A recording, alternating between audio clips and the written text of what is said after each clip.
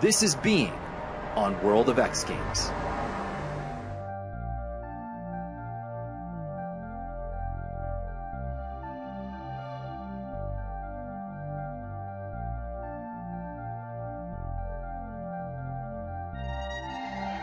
I saw Shaun when he was a little kid in Big Bear snowboarding, like with a helmet that was as big as his head. He looked too small to even be snowboarding, and I saw him approach the half pipe, and I was like, all right, I want to check out what happens here. And then he was doing these airs out of it, like 3-4 feet out. Shaun was probably 7 when I met him, and he was tiny, like really, really little kid. He was going for it, but you know, you didn't really think anything of it back then. It was like, oh, look at this cute little kid in the half pipe. Oh, don't hurt yourself.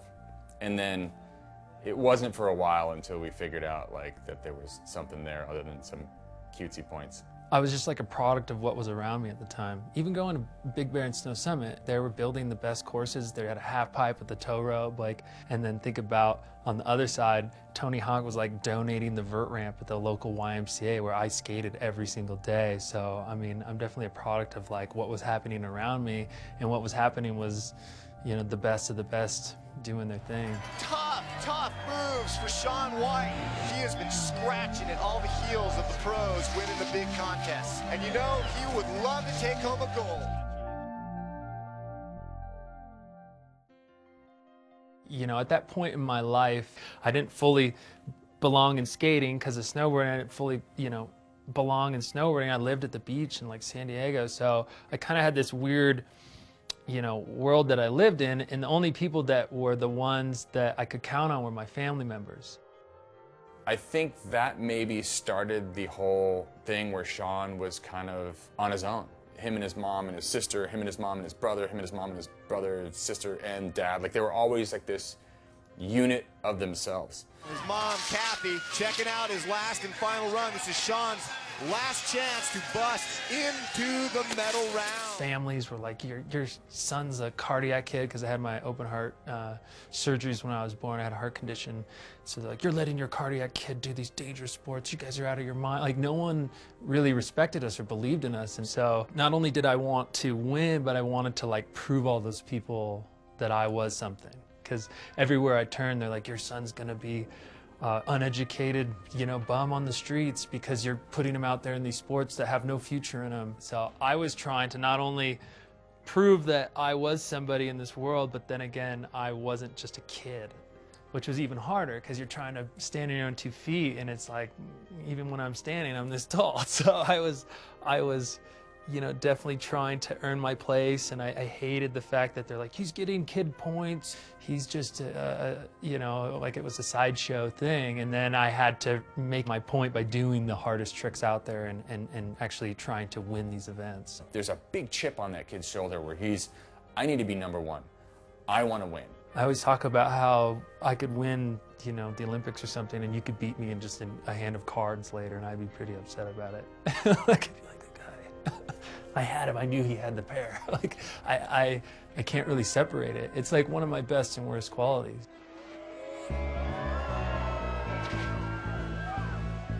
He kind of set the standard for young kids to be winning. I feel like he was the first guy to make it a true reality. Be at the US Open and be at the X Games, but not only just be at them, but be the guy to beat. He just was one of the first snowboarders to take competition really serious. Look, that guy drops into a half pipe. He goes 10 feet bigger than everybody else. That doesn't just happen. There's something that clicks in your head. He is not scared to go faster than everybody else. He's not scared to push himself and be comfortable at that height. Look at the size of that, a 19-foot backsider into a huge frontside double cork. It's a crazy thing to see with him just tapping into that. Oh, and there's the double. Mickey putting it down into the backside rodeo. My goodness gracious, what about that run? Shaun's been on top since 2005. He has been the one to beat. He has been virtually unbeatable since 2006 in the halfpipe. If he even messed up, he would still be on the podium because he was miles ahead of everybody. When he comes to win, He doesn't just want to squeak it. He just wants to stomp on everybody. He just has such a deep bag of tricks that he can draw from, and they're all so big that you cannot help but reward him the win. A perfect 100, the first time ever. Wow. That is why this dude is Shaun White. You know, to win is hard enough. It's like to win after winning is the real challenge. When you have a winning streak like that, like Shaun has, people see you as you're either winning or you're a loser. And that means if you got second place and you were 1/10 of a point under the first guy, you still lost. 23 X Games medals, 15 gold. I can't remember a competition where I wasn't like expected to win or expected to be the guy. So I would use it as this like amazing motivator, but you know, after years and years of doing it, it's kind of like you gotta find these new things to get you to that place. Shaun White, a kid that once people thought was a novelty to have skating here. I don't think vert skating had ever seen anyone like Shaun. When he came into the competition scene, he brought a level and a seriousness of competition that people hadn't seen in a long time. You know, he came in with a fire and with confidence and with pressure. As he got bigger, as he got more confident, he blew my mind with how good he got on a skateboard, where he just had so much natural talent. Hardest routines every single time. I think Shaun White might get a medal here.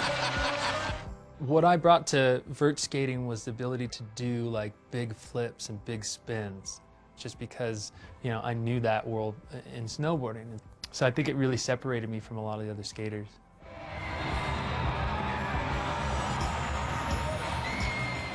Battling Shaun White for 6 years straight was awesome for me, because I don't think I would have been as good as I became if it wasn't for him, because he definitely pushed me to skate better and to put pressure on myself. I think Shaun got fired up by it, where he could win in the winter and come skate against these guys that have been skating vert all season long and not only compete, but win. You know, they really complemented one another. Skateboarding for me was just like a completely different world, and at the time when I went pro in skateboarding, I was the best at snowboarding, and I was starting at the bottom of the barrel again in skateboarding, and it was this amazing thing to be like the underdog again, and it just really gave my life purpose. I really feel like, you know, my ability to and longevity in the sport of snowboarding is because I skateboarded every summer. That's it. That's the best run we've seen. There's no doubt in my mind that Shaun is one of the greatest. He's the most dominant competitor that's ever been on a snowboard.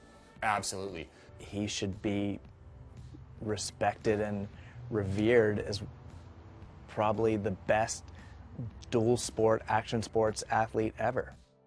The fact that he won the Winter X Games and the Summer X Games, vert events, half-pipe events, like, is unparalleled. No one else has done it.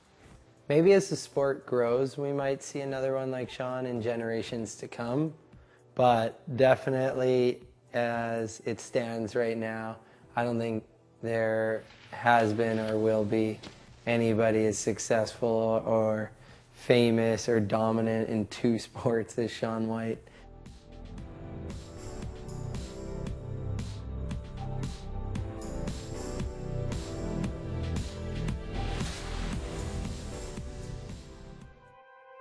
You know, motivation right now is coming from a lot of different places.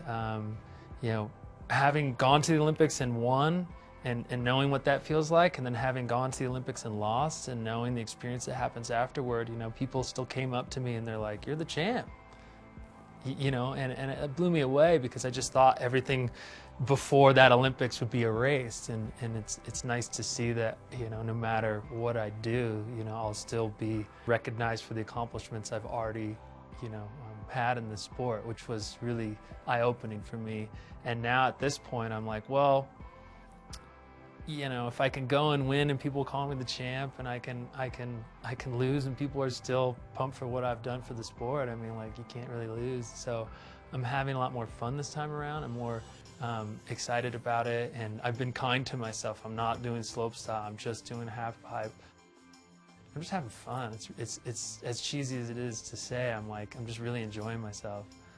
And all the stuff I wouldn't do before, I just sit in the hotel room and like wait for the next day. I'm like, I'm gonna get him the next day. You know, like the competitor in me, I'm like, tomorrow. And I'm just like counting the hours and like I can't even sleep. So I found a way to want to win just as badly, but have fun while doing it. So it's a nice combo.